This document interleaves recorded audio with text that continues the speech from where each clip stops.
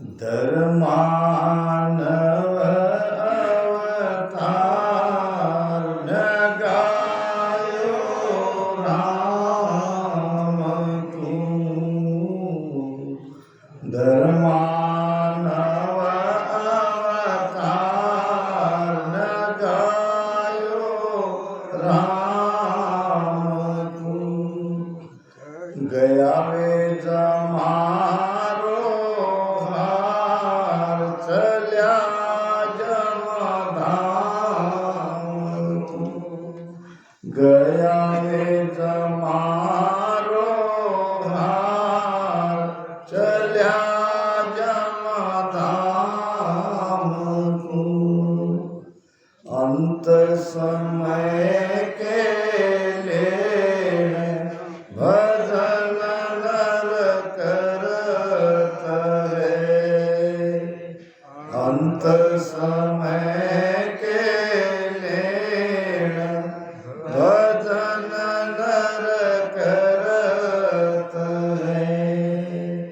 सुख संपत जब छाड़ ध्यान हर धरत है।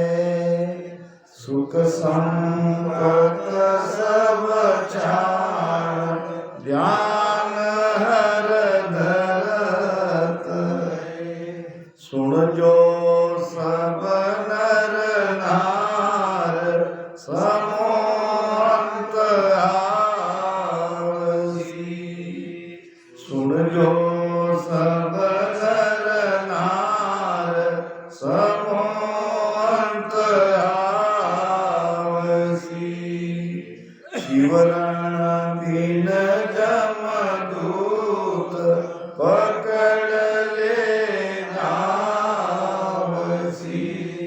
शिवरण बिन जमदूत पकड़ ले नावसी। शाड़ जगत की रीत के भगत समाइए। शाड़ जगत की रीत के भगत समाइए। जम जालम फिर जाय परम पद पाइए। जम जालम फिर जाय परम पद पाइए। चले कोई जन धाम इसी विध कीजिए।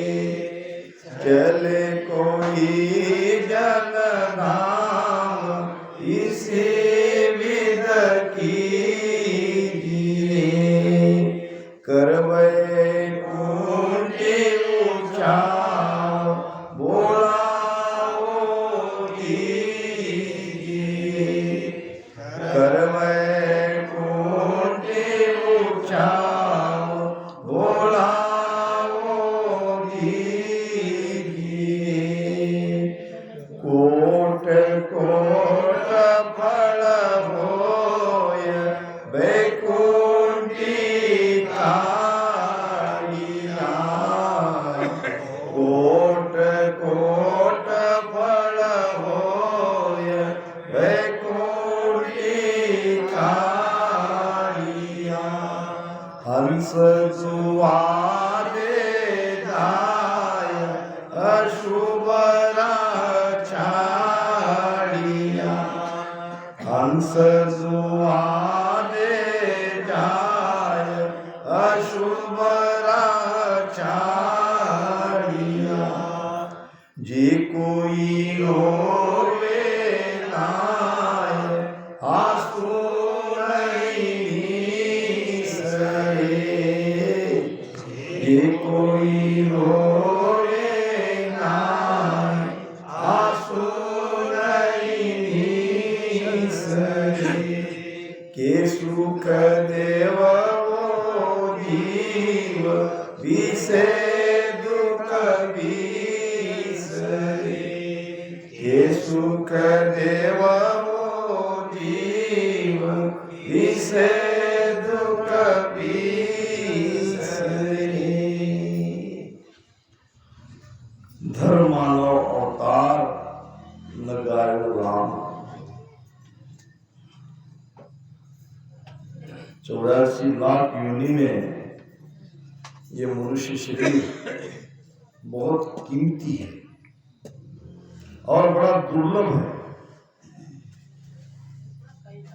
184 जून में एक मिनका देही होए, गुण भारी करतार सु ऐसो ब्रह्म निकले। करतार से ज्यादा गुण इस मनुष्य तन में है। ऐसो ब्राह्मण कोई हद बेहद में जोई। महाराज कहती कि आप देख लो, आप हद और बेहद में देखने का मतलब हद तक के ज्ञान को देखो, बेहद तक के ज्ञान को देखो, सभी जगह आपको यही बात मिलेगी कि ये मनुष्य शरीर बड़ा कीमती है, बड़ा गुणवान है। ऐसो ब्राह्मण कोई हद बेहद में जोई, अमर लोक जे जाय धरे मिनका देह सोई। अमर लोक में जाने के लिए जो जो संत अमर लोक में गए, इसी मनुष्य शरीर से गए, इसी मनुष्य शरीर से उन्होंने ध्यान सुमिरन किया।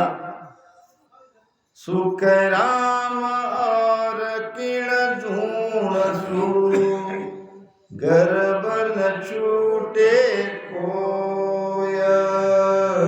184 जूण में एक मिनका देही होए। महाराज फरमाते हैं, अमर लोक जे जाय धरे मिनका देह सोई। सुखराम और किन जूण सु, जूण नाम योनि, बाकी सब भोग योनियां हैं, यानी किए हुए कर्म को भोगते हैं। बाकी योनियों में कर्म नहीं होते, बाकी योनि से कर्म नहीं कटे जाते। मनुष्य योनि से कर्म बढ़ते हैं, मनुष्य योनि से कर्म कटते हैं, दोनों बात है। सुखराम और किन जूण सु गर्भ न छूटे कोई। तो जब इतना दुर्लभ मनुष्य शरीर हमें मिला है और उसमें अगर हम भजन नहीं करते हैं, भक्ति नहीं करते हैं, परमात्मा को याद नहीं करते हैं, तो महाराज ने क्या कहा है, धर्म मानव अवतार मनुष्य शरीर धारण करके न गायो राम को। अगर वे भक्ति नहीं करता है, भजन सुमिरन नहीं करता है, तो क्या होगा? गया वे जमारो हार। वो कोई यहां जीत के नहीं जा रहा है, मूल्यवान श्वासा खो के जा रहा है। आयु पूरी बीता के यूं ही जा रहा है, खाली जा रहा है। गया वे जमारो हार, चलिया जम धाम को। जाना कहाँ है? सबको जाना है, भजन करने वाले भी और भजन न करने वाले भी।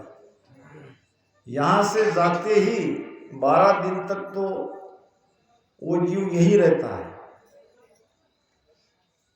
स्थूल शरीर से सूक्ष्म शरीर में, और उसकी प्रिय जगह पे रहता है। जीते जी जो जगह उसको अच्छी लगती है, जहां वो ज्यादा रहता है, उसी जगह वो 12 दिन तक रहता है। 13वें दिन से उसकी यात्रा प्रारंभ होती है और सबको जाना पड़ता है यमराज के दरबार में। फिर वहां हमारा कर्मों का लेखा जोखा वहां हमको बताया जाता है, और कर्म के आधार से ये जीव की आगे की यात्रा प्रारंभ होती है। अब कर्म तो 2 ही प्रकार के करते हैं, या तो शुभ करेंगे या अशुभ। अब शुभ कर्म किया स्वर्गादासी, अशुभ किया 84। ये तो बिल्कुल सत्य है, यानी इसमें तो कोई फेरफार नहीं है। सारे ग्रंथ, सारे धर्म इस बात को मानते हैं कि जीव कर्मानुसार उसे आगे की गति मिलती है। अब पहले उसको शुभ कर्म भोगाया जाता है और फिर उसको अशुभ कर्म के लिए नरक में डाला जाता है, और फिर बाकी कर्म भुगतने के लिए 84 लाख योनि में उसको डाल दिया जाता है। इस प्रकार 43,20,000 वर्ष तक दोबारा हमें ये मनुष्य शरीर नहीं मिला, नहीं मिल सकता। और अभी जो मिला है वो 43,20,000 साल भुगतने के बाद मिला है।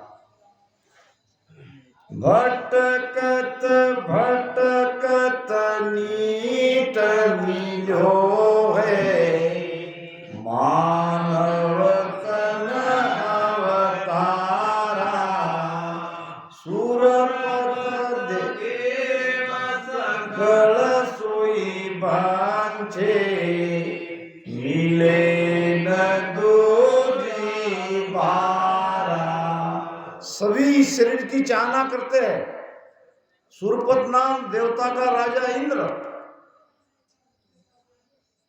सारे देवता स्वर्ग में जाके पछताते हैं, परमात्मा को प्रार्थना करते हैं,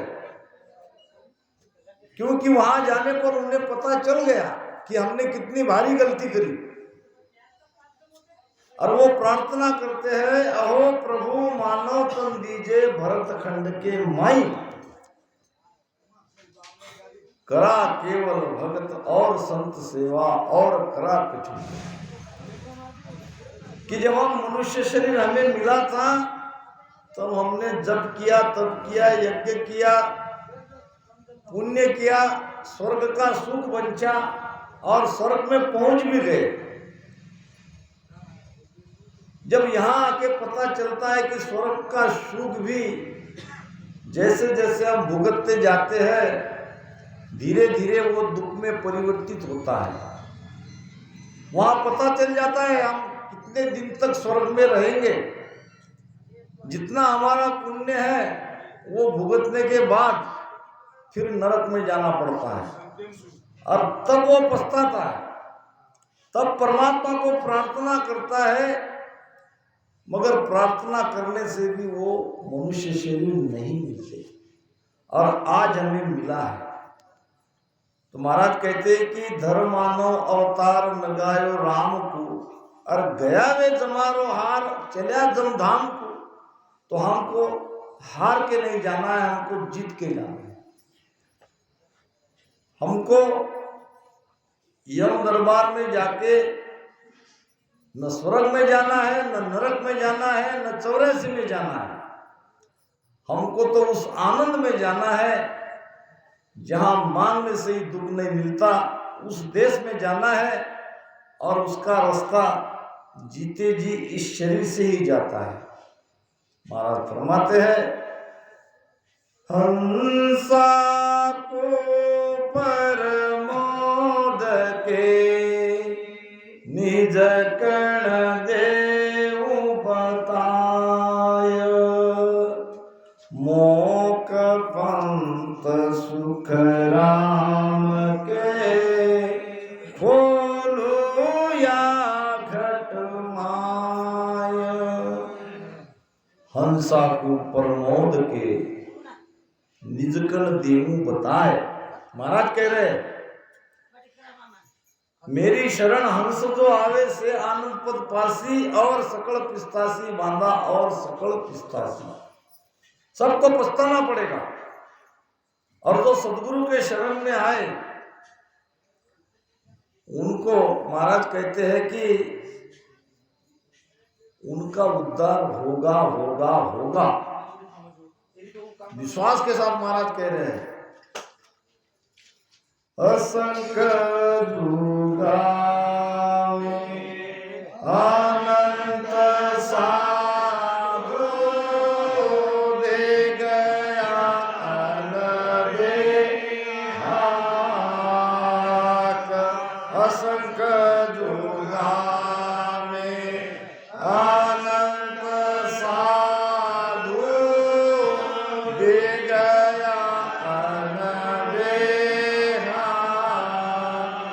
सतगुरु के संग अवसति रसी भरत गीता साग सतगुरु तारे। एक युग की बात नहीं हो रही है, 4 युग है, सत्य त्रेता द्वापर कलियुग। और ये युग सत्य के बाद त्रेता, त्रेता के बाद द्वापर, द्वापर के बाद कलियुग, कलियुग के बाद सतयुग, ये रोटेशन चलता ही रहता है। तो महाराज फरमा रहे हैं कि एक युग की बात नहीं, असंख्य युगा में। कितने युग हुए? असंख्य। अब असंख्य युग में कितने साधु संत हुए? अनगिनत, अनंत साधु, गिनती नहीं, जिसका अंत नहीं। और सबने क्या कहा? दे गए अनुभव हाथ, अनुभव की पुकार। ये बानिया प्रमाणित है, बानिया में संतों का अनुभव है। और अनुभव से उस देश का सारा आनंद कैसा है और कैसे उस देश में जाना पड़ता है। मूल में इसके सद्गुरु है, और जो जीव सद्गुरु के शरण में जाएगा, महाराज कहते हैं कि सद्गुरु शरणे आए के हो डूबे सुनो है न कोय। किसी ने नहीं सुना आज तक कि जो जीव सद्गुरु के शरण में आया उसका उद्धार नहीं हुआ, ऐसा हुआ ही नहीं। तो एक महाराज जी क्या, गीता जी भी इसकी साक्ष्य दे रही है और ग्रंथ भी इसका साक्ष्य देते हैं। तो इसलिए हमको इस जीव का कल्याण करना है। अंत समय के लेण भजन नर करत है, और सुख संपत्ति सब छाड़ ध्यान हर धरत है। सुख संपत्ति का मोह त्याग कर जो अंत समय तक भजन भक्ति करता है, संसार में वो धन्य है। हमारे तुकाराम जी बापू, उन्होंने भजन भक्ति आखिर के श्वास तक करी और उनकी वैकुंठी भी निकली। उनके जाने के पश्चात यहाँ कल तक सत्संग, ध्यान, सुमिरन, आरती, ये सब यहाँ हुआ। तो ये अगर भोजन सुमरण नहीं करते थे, सदगुरु के शरण में नहीं जाते थे, तो ये होना संभव नहीं था। सुन जो सब नर नार समो अंत आवसी। देखो, एक बात बिल्कुल सत्य है और वो है मृत्यु। नानक साहब ने अपने शिष्य मर्दाना को 1 टका दिया। टका समझ, 2 पैसे का 1 टका होता था, 2 पैसे का। अपने शिष्य को कहा कि 1 टका ले जाओ और 1 पैसे का सच लाओ और 1 पैसे का झूठ लाओ। क्या कहा? 1 पैसे का सच और 1 पैसे का झूठ। अब गुरु की आज्ञा तो थोड़ी अटपटी थी, समझ नहीं पा रहा था, मगर करे क्या? गुरु का आदेश तो आदेश ही है। अब 1 टका लेके गया दुकान में कि भाई मुझे 1 पैसे का सच दो और 1 पैसे का झूठ दो। दुकानदार कहने लगे, चलो हटो यहाँ से, ग्राहकी करने दो। सच और झूठ कोई वस्तु है? ये कोई दुकान में मिलने की चीज है? भगा दिया। और 2-3 दुकान में गया, सबने उसको भगा दिया कि भाई चलो हटो यहाँ से, सुबह सुबह कहाँ से आते हैं। 1 पैसे का झूठ और 1 पैसे का सच उसे कहीं मिल ही नहीं रहा था।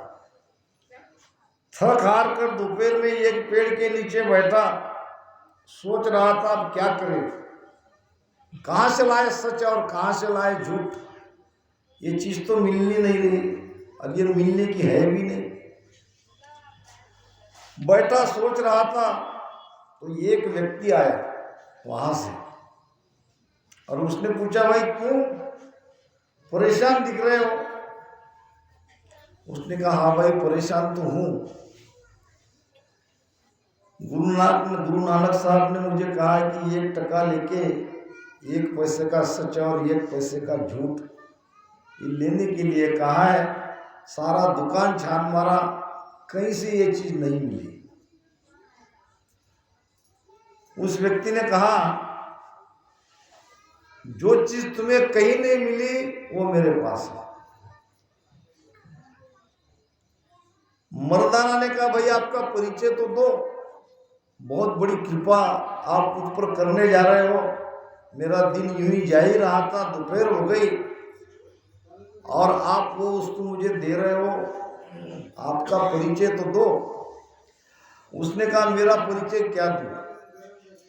अब मैं तो आत्महत्या करने के लिए जा रहा हूं, मैं तो ये संसार छोड़ के जा रहा हूं, मेरी कोई अलग समस्या है और वो मैं तुझे नहीं बताऊंगा, मगर तुम जो वस्तु खरीदना चाहते हो वो मेरे पास है, भाई कृपा करके दो।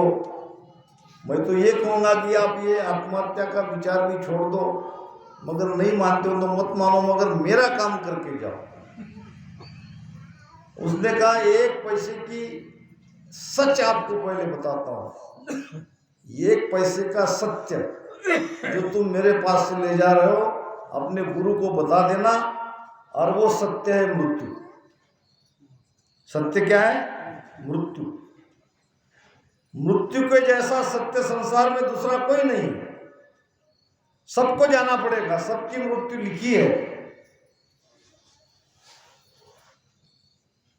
महाराज कहते हैं, आज काल दिन पात मेरे सबका चलना होय। आज काल दिन पात मेरे सबका चलना हो। बांधो रोवे और कूरे अपना सोचन कोय। प्राणी क्यों हर बिसरियो रे, तू देखनी ज्ञान विचार। प्राणी क्यों हर बिसरियो रे, तू देखनी ज्ञान विचार। एक सुकरत पानियो रे, ओ मानव तन अवतार।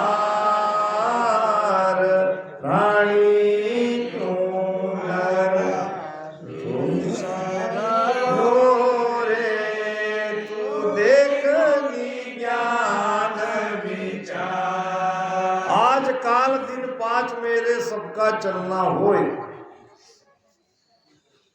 भांडू यानी अज्ञानी, मूर्ख, नासमझ। भांडू रोवे और पूरे, मरने के बाद उसके पीछे हम रोते हैं और रोते रोते ये भूल जाते हैं कि ये समय एक दिन हमारा भी आने वाला है, हमारी भी मृत्यु निश्चित है। दूसरे के मरने के समय में तो जागना चाहिए कि ये समय मेरा भी कभी आ सकता है, मृत्यु मेरी भी कभी हो सकती है। तो अपने बारे में नहीं सोचते हैं और दूसरे के बारे में सोचते हैं। एक व्यक्ति किसी गांव में गया और गांव के बाहर उसे स्मशान भूमि मिली, रहती है गांव के बाहर रहती है। उसमें देखा कि हर एक जहां जहां चिता जलाएगी वहां वहां एक पत्थर ऐसा लगा हुआ था। और उस पे उम्र लिखी थी, 2 वर्ष, किसी की 3 वर्ष, किसी की 5 वर्ष, किसी की 8 वर्ष। ये व्यक्ति देख रहा था, जब जब जितने पत्थर देखे उसमें उनको इतनी ही कम उम्र के वहां लिखा हुआ दिखा। 10 साल से ज्यादा कोई दिखा ही नहीं। गांव में पहुंचा, आदमी अच्छा था, जो काम था कुछ दिन उसने किया। जब जाने लगा तो गांव वाले आए, कुछ प्रतिष्ठित नागरिक कहने लगे, भाई तुम बड़े अच्छे हो, स्वभाव तुम्हारा अच्छा है और बड़े काम के हो, इसी गांव में रह जाओ, क्यों जाते हो? हम सब आपको सहायता करने के लिए तैयार है। उस व्यक्ति ने कहा, भाई ये गांव में नहीं रहूंगा, क्योंकि यहाँ लोग बहुत कम उम्र में मरते हैं। भाई तुम्हें कैसे पता? आते आते रास्ता स्मशान से ही आता है। स्मशान में मैंने देखा कि पत्थर पे लिखा है 2 वर्ष, 1 वर्ष, 3 वर्ष, 4 वर्ष, 5 वर्ष, 10 वर्ष से ज्यादा तो मुझे किसी की आयु नहीं लिखी। लोगों ने कहा आपको गलत फहमी हुई है।